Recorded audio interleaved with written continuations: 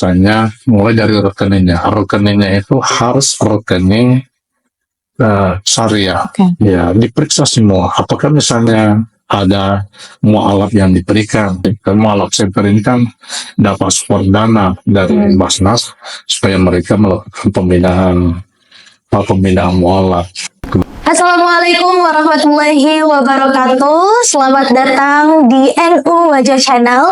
Senang sekali saya Ilva bisa kembali menyapa pemirsa yang ada di rumah. Tentunya dalam ruang bincang santai, di mana tempat kita selalu menemukan inspirasi dari tokoh-tokoh daerah kebanggaan kita. Dan tentu saja seperti episode-episode sebelumnya, kita selalu menyajikan narasumber dengan topik ataupun tema yang sangat menarik. Dan tentunya pada kali ini kita akan bedah satu topik nih pemirsa yang mungkin sering kali kita dengar tapi jarang nih untuk kita dalami potensinya, yaitu peran zakat dalam membangun kesejahteraan umat. Dan yang dimana ternyata zakat itu bukan hanya berbicara mengenai kewajiban kita sebagai umat muslim, tetapi juga ternyata memiliki kekuatan yang luar biasa pemirsa untuk bagaimana mengubah hidup kita menjadi lebih baik. Dan tentu saja bersama saya hari ini telah hadir narasumber yang sangat istimewa, Ketua Badan Amil Zakat Nasional atau Basnas Kabupaten Wajo. Dalam hal ini Guru Tak Mansur Ulhab SAG Esos MPD yang akan mengajak kita untuk mengenal lebih dekat bagaimana zakat, infak, dan sedekah tentunya dikelola dengan secara profesional untuk membantu mereka ataupun saudara-saudara kita yang lebih membutuhkan. Langsung saja, Assalamualaikum Pung. Waalaikumsalam. Bagaimana kabarnya Pung hari ini? Alhamdulillah baik. Alhamdulillah luar biasa ya. Baik Pung, langsung saja kita masuk ke tema kita pada hari ini. Berbicara mengenai Basnas, Badan Amil Zakat Nasional di Kabupaten Wajo. Mungkin Guru Tak bisa menjelaskan secara singkat sebenarnya apa sih peran ataupun tugas utama dari Basnas di tingkat kabupaten? Ya baik, kalau menurut Undang-Undang Nomor 23 tahun 2011, Basnas itu punya 3 peran dan fungsi. Pertama itu mengumpulkan zakat, yang kedua mendistribusikan zakat, dan yang ketiga adalah mempertanggungjawabkan zakat yang sudah dikumpul. Tetapi tiga-tiganya ini saling berpengaruh. Pengumpulan sangat mempengaruhi pendistribusian, pendistribusian juga sangat mempengaruhi pertanggungjawaban. Maksud saya begini, kendati pun misalnya zakat banyak yang terkumpul, tetapi kalau pendistribusiannya tidak bagus, lambat laun juga orang kurang percaya kepada Basnas. Apalagi misalnya kalau pertanggungjawabannya tidak bagus. Jadi tiga-tiganya harus sama. Pendistribusiannya bagus, pertanggungjawabannya juga bagus. Kalau ini bagus, maka insya Allah Basnas itu akan jalan secara maksimal. Jadi berarti memang tugas Basnas ini fundamental ya Pung, bagaimana mengelola amanah dari umat khususnya di Kabupaten Wajo.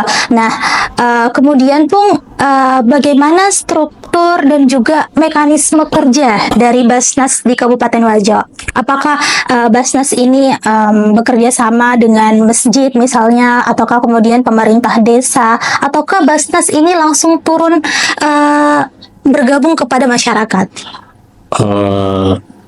Kalau secara kelembagaan strukturnya Basnas itu ada yang disebut dengan Basnas Pusat RI, ada Basnas Provinsi, ada Basnas Kabupaten atau Kota.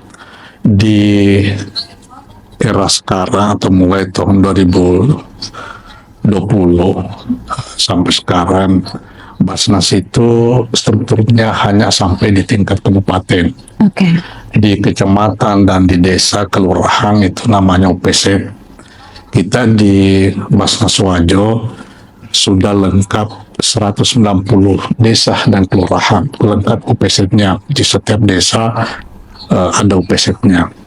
Yang kedua, di tingkat kecamatan juga ada Berarti UPC-nya Basnas itu 104 karena 190 desa dan kelurahan dan 14 kecamatan ditambah 1 Kementerian Agama. Nah, itulah strukturnya. Bagaimana misalnya struktur program kerjanya berdasarkan regulasinya Basnas nomor 001 tahun 2011. Di Basnas itu ada yang disebut dengan rencana kerja dan anggaran tahunan. Jadi sebelum masuk tahun baru, kita itu rapat se-Indonesia, Basnas se-Indonesia. Biasanya itu bulan-bulan 10 atau 11. Di RKT itu ditentukan berapa target pengumpulan yang akan kita lakukan. Misalnya Basnas Wajo tahun 2025 kita punya target itu 7,5 miliar. Zakat yang ada zakatnya, ada impaknya, Ada sedekahnya. Kemudian itu yang terkumpul mau dikemanakan, maka dibagilah kepada 5 program. Ada program pendidikan, ada program ekonomi, ada program kesehatan, ada program kemanusiaan, ada program advokasi dan dakwah dan advokasi. Di setiap program ini mengacu kepada asnaf. Misalnya di program pendidikan harus ada asnaf, misalnya miskin, harus ada asnaf fisabilillah, anak-anak yang berprestasi. Atau misalnya bisa juga kita masukkan asnaf mu'alaf. Jadi orang-orang yang baru masuk Islam bisa dibiayai oleh Basnas karena itu adalah amanah dari Al-Quran yang disebut di Basnas itu adalah asnaf, golongan yang wajib menerima zakat. Dan setiap tahunnya kita itu dievaluasi oleh Kementerian Agama. Betul kan misalnya Basnas Wajo ini mendistribusikan zakatnya berdasarkan lapang asnaf itu. Misalnya kita di Basnas Wajo pernah dapat teguran karena ternyata asnaf mu'alaf kita kurang kurang distribusikan. Makanya di tahun berikutnya kita evaluasi kemudian kita perbaiki dan alhamdulillah sekarang sudah bagus, bahkan kita sudah betul lembaganya yang disebut dengan Mu'alaf Sentero. Dan begitu. Agak menarik sekali, Pung. Jadi ternyata ada sinergi yang kuat juga ya dari berbagai pihak. Berarti memang ini menunjukkan bahwa Basnas jangkauan Basnas ini memang luas di Kabupaten Wajo. Kemudian, Pung, pertanyaan selanjutnya adalah sejak kapan Basnas Wajo itu aktif dan apakah ada pencapaian-pencapaian yang paling berkesan sejauh ini? Kalau misalnya mau ditanya kapan Basnas Wajo, itu sebenarnya sejak berdirinya di Kabupaten Wajo yakni 2016, tapi waktu itu belum namanya Basnas, tapi dia namanya adalah Basda. Waktu itu ketua anggota Dr. Nuski Haji Abu Nawas Bintang. Nanti tahun 2017 berubah menjadi 2021 berubah menjadi Basnas. Dan program yang paling berkesan bagi saya ketika 2022 bulan 10 itu di Wajo dilakukan payroll system. Jadi pegawai-pegawai itu berzakat dengan dipotong gajinya yang disebut dengan payroll system. Dan salah satunya yang berkesan adalah 2023 itu Pemda Wajo mendapatkan Basnas Award sebagai Pemda yang mendapat penghargaan penggerak zakat se-Indonesia. Nah itu ada undangannya ke Jakarta. Itu yang paling berkesan bagi saya ketika luar biasa ya, Pung. Jadi memang berarti pencapaian tersebut tentu menjadi bukti nyata ya pemirsa di rumah bahwa Basnas ini memang berkontribusi bagi masyarakat Kabupaten Wajo. Nah, kemudian, Pung, lalu bagaimana tingkat kesadaran masyarakat Kabupaten Wajo dalam menunaikan zakat, Pung, infak ataupun sedekah melalui Basnas? Kalau misalnya berdasarkan analisa teman-teman di Basnas atau misalnya teman-teman yang aktivis Basnas itu masih rendah, masih rendah sekali karena ternyata masyarakat Wajo hanya tahunya satu zakat, hanya zakat fitrah saja. Padahal zakat itu kan banyak macamnya, ada zakat profesi, ada zakat emas, ada zakat pertanian. Makanya Basnas Kabupaten Wajo hampir setiap harinya kita promosikan nama Pak zakat itu. Kita sampaikan kepada masyarakat bahwa kewajiban umat Islam itu bukan hanya salat, bukan hanya puasa, haji, tetapi ada juga kewajiban lain yang sama dengan puasa Ramadan, yang sama dengan haji, yakni zakat. Zakat ini adalah wajib. Kalau misalnya salat kita bagus, haji kita bagus, tetapi zakat kita tidak beres, maka masih menjadi persoalan nanti di akhirat. Kenapa tidak keluarkan zakatnya? Padahal nisabnya sudah sampai. Ya itu. Baik, seperti yang Guru katakan bahwa memang tingkat kesadaran masyarakat Kabupaten Wajo itu masih terbilang rendah dalam menunaikan zakat di Kabupaten Wajo. Lalu apakah ada strategi lain yang dilakukan oleh Basnas selain mempromosikan kepada ataupun mengedukasikan kepada masyarakat Kabupaten Wajo untuk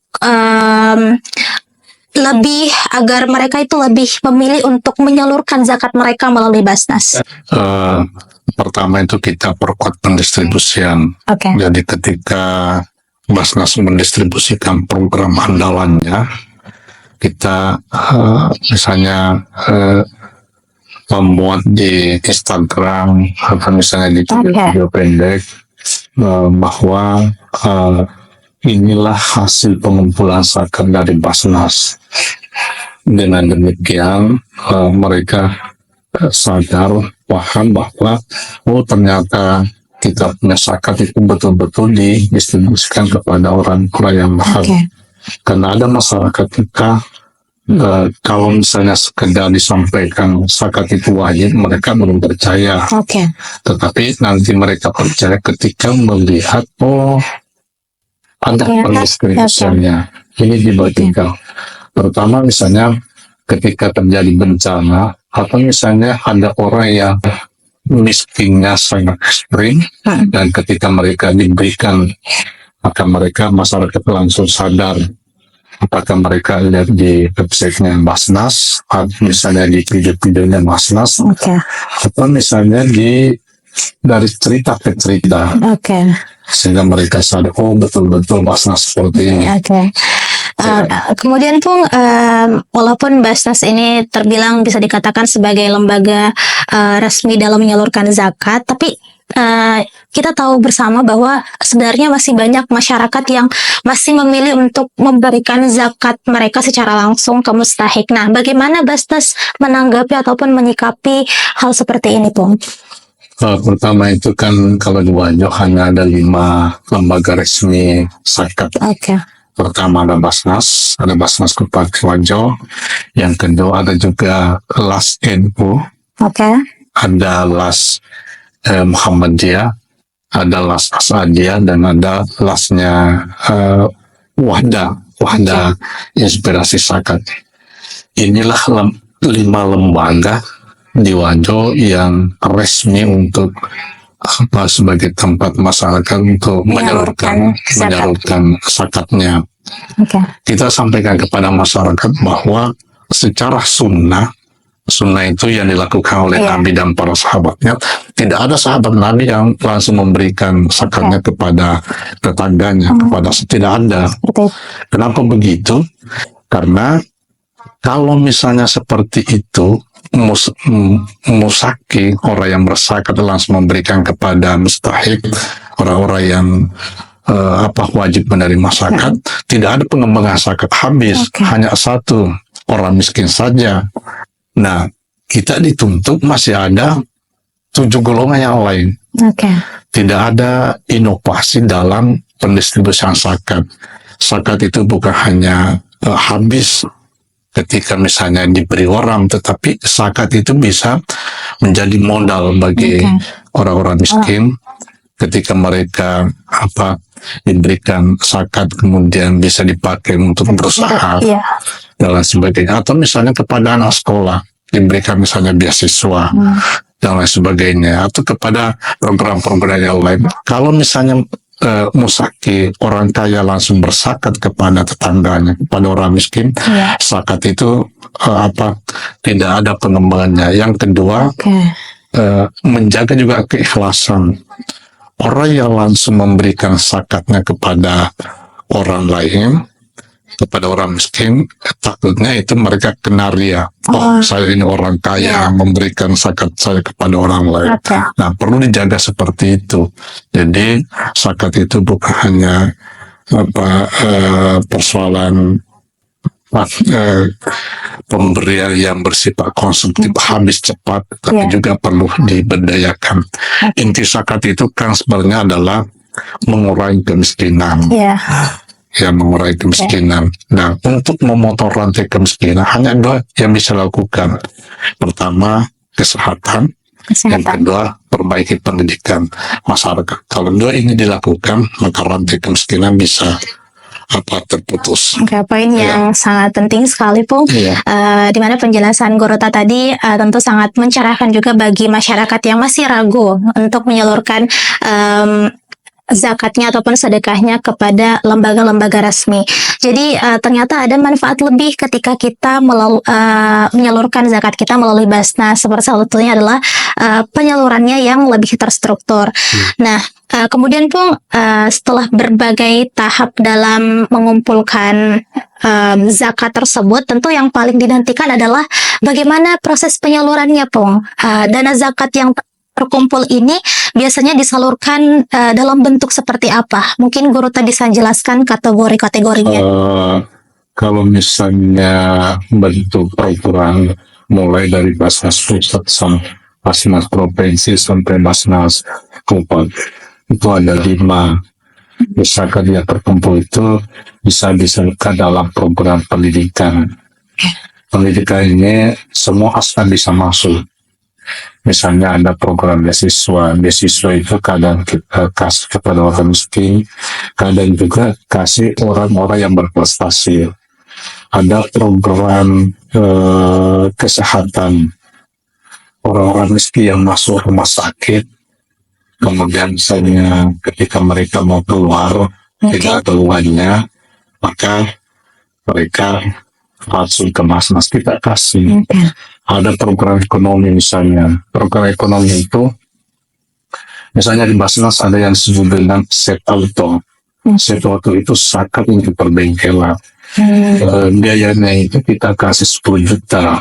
Dan bagusnya itu mereka tidak kembalikan 10 juta, tapi silahkan memanfaatkan itu.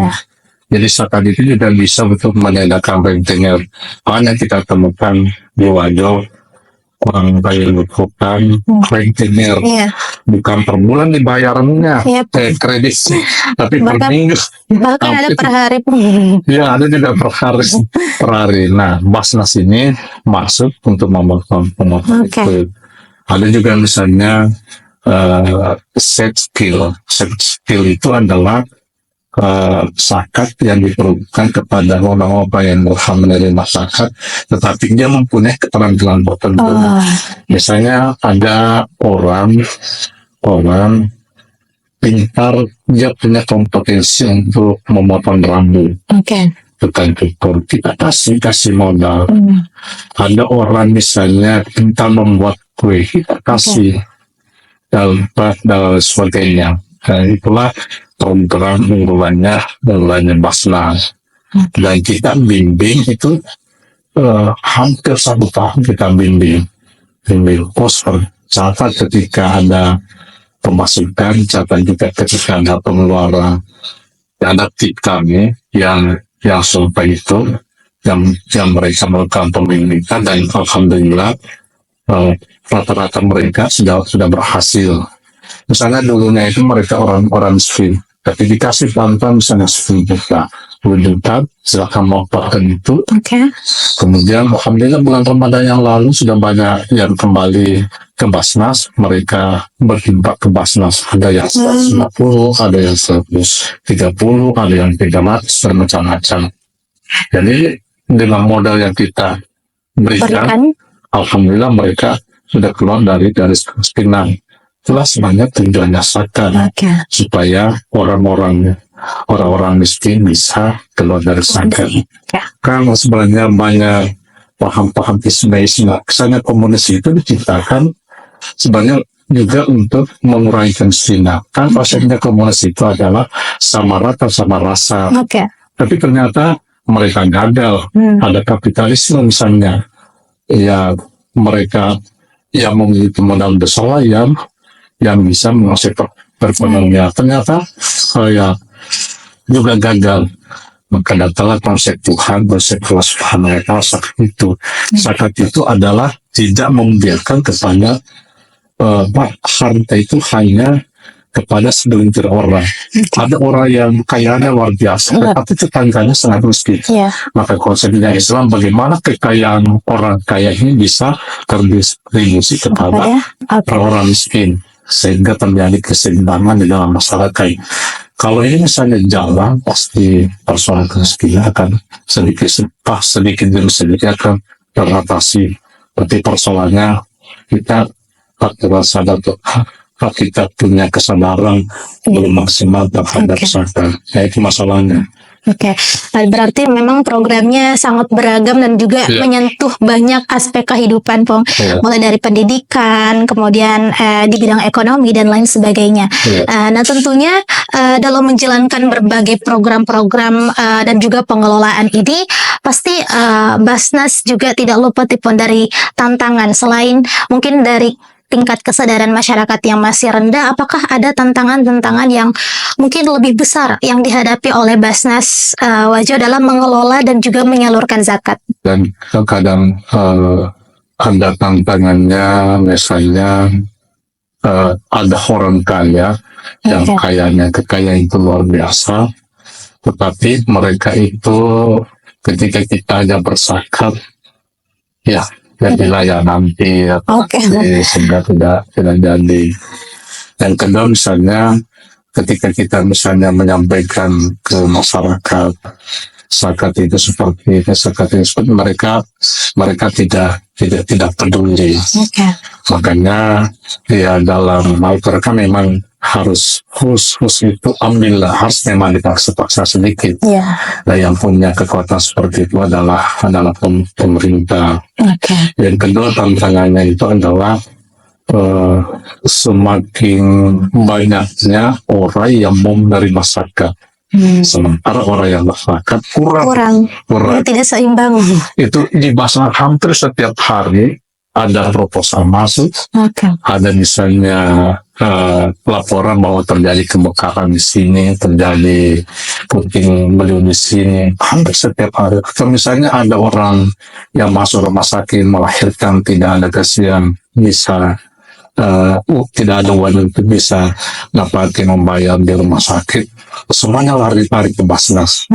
Jadi Basnas itu adalah harapannya masyarakat untuk digunakan membiayai kehidupan sehari-harinya. Tetapi kan zakat yang masuk sudah sangat kurang. Berarti memang ternyata tidak mudah ya, Pung. Sangat banyak tantangan-tantangan yang dilalui oleh Basnas di Kabupaten Wajo. Tapi kami yakin dengan profesionalisme dan juga dedikasi Basnas, tantangan ini insya Allah akan bisa terus diatasi. Nah, Pung, berbicara mengenai tantangan di era digital seperti sekarang ini, seperti yang Urta katakan bahwa Basnas ini juga punya media sosial dan lain sebagainya. Nah, selain itu apakah Basnas Wajo sudah menggunakan teknologi dalam penghimpunan zakat, Pung? Apakah misalnya melalui pembayaran online, secara online, ataupun apakah ada aplikasi khusus yang bisa diakses oleh masyarakat? Basnas sebenarnya mulai dari pusat, provinsi sampai kabupaten itu sangat peduli terhadap teknologi. sangat peduli terhadap teknologi. Hampir semua Basnas itu ada websitenya, yang di situ termuat bagaimana misalnya perhitungan profesi, bagaimana misalnya cara membayarnya, ada semua. Tetapi kelihatannya masyarakat kurang peduli tentang itu. Lagi-lagi tantangannya dari masyarakat ya, Pak. Ya. Makanya kalau di Basnas itu kita kasih nomor layanan. Kalau misalnya ada yang mau membayar zakat, silakan misalnya kontak nomor ini. Apakah misalnya mau sakit yang antar ke Basnas, atau misalnya akan yang menjemput. Yang dia bisa kurahkannya, yang penting ada laporan bahwa saya ini mau berzakat. Misalnya kalau misalnya di Siwa atau di tempat-tempat kecamatan yang jauh, hanya telepon ke tim kami di Basnas atau misalnya presiden bahwa ada zakat yang mau dijemput, ya tim kami langsung ke sana. Karena misalnya mereka ya tidak peduli ke yang namanya IT. Kita misalnya di Basnas ada bataknya, silakan misalnya bayar ke situ, tapi ya masih kurang. Kita kerjasama dengan bank punya QR, ada QR. Tapi ya masih kurang. punya manual. Baik Bung, dari semua upaya kemudian program-program yang dijalankan oleh Basnas, tentu pertanyaan krusial yang muncul adalah bagaimana Basnas menjaga transparansi dan akuntabilitasnya agar kepercayaan masyarakat ini tetap tinggi. Pertama, di Basnas itu kalau misalnya persoalan pencairan dana tidak boleh hanya ketua yang tanda tangan. Harus, karena kami berlima, pimpinannya 5, harus minimal 3. Minimal 3. Biar ketua mau cairkan, bendahara mau cairkan, tapi tetap belum cukup 3 karena kita 5, tidak bisa. Harus 3 yang bertanda tangan. Di sini baru bisa keluar ke dana. Itu yang pertama. Yang kedua, setiap ada persoalan keuangan kita rapatkan. Seperti ini, sekian jumlahnya, ini didapatkan misalnya. Yang ketiga itu, setiap tahun kita diaudit. Jadi ada lembaga khusus yang mengaudit Basnas. Misalnya, kami 3 hari yang lalu kita sudah ASN itu diaudit. Ada lembaga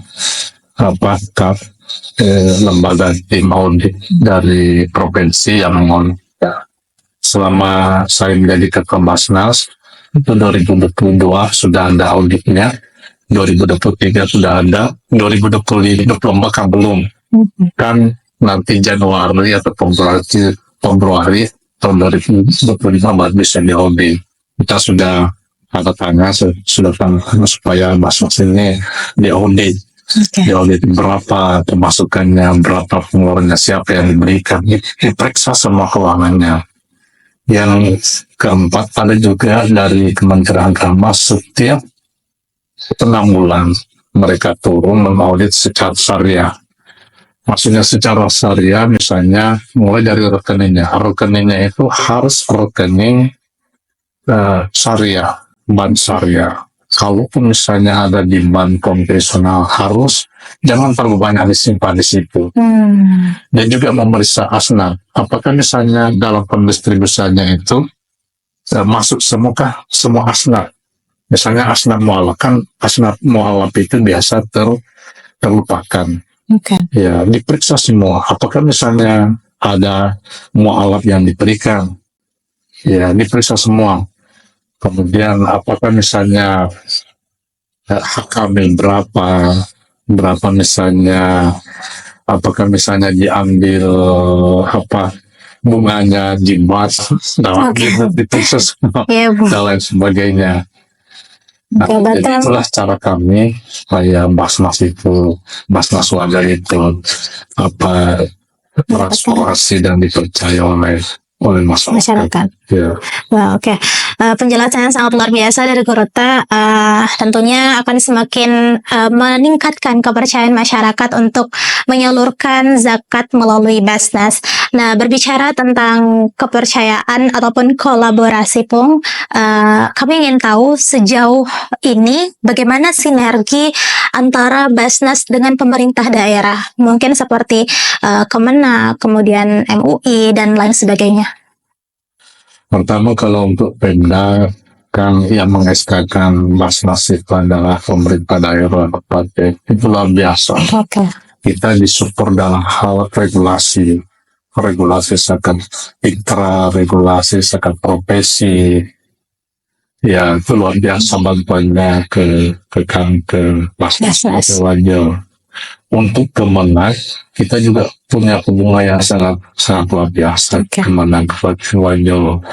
Makanya di Kemenak itu UPZ-nya itu di samping mengumpulkan juga mendistribusikan. Oke. Ya, kita juga misalnya kerjasama di Kampung Sakat.